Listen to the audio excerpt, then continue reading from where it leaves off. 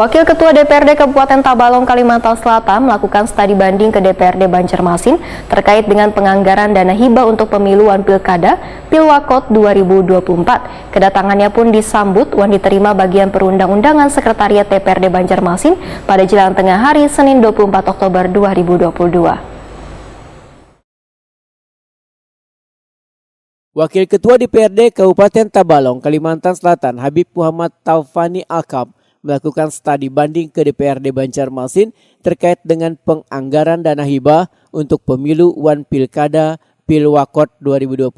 Kedatangannya pun disambut wan diterima bagian perundang-undangan Sekretariat DPRD Banjarmasin Akbar. Jelang tengah hari Senin 24 Oktober 2022, Wakil Ketua DPRD Kabupaten Tabalong, Kalimantan Selatan, Habib Muhammad Taufani Alkab Ditakuni Prima TV memadahkan kedatangannya ke kantor DPRD Banjarmasin ini adalah ingin mengetahui tata cara penganggaran dana cadangan untuk pemilihan kepala daerah atau Pilkada tahun 2024 mendatang.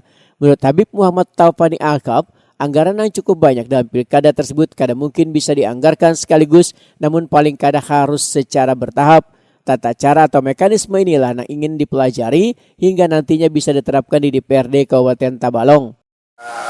Kalau sebelumnya ada dana cadangan tersebut di APBD sebelumnya dianggarkan terlebih dahulu karena tidak mungkin kalau kita anggarkan sekaligus membebani APBD kita.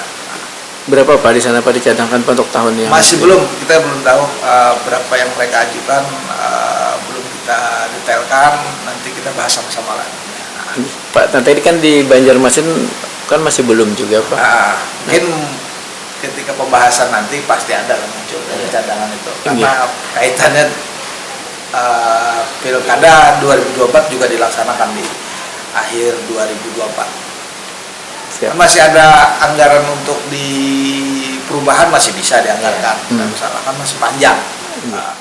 Habib Muhammad Taufani Alkab berharap informasi yang didapat di DPRD Banjarmasin ini paling kada bisa menjadi acuan bagi DPRD Kabupaten Tabalong dalam pengajuan dana hibah atau dana cadangan untuk pemilu wan Pilkada Pilwakot 2024 mendatang.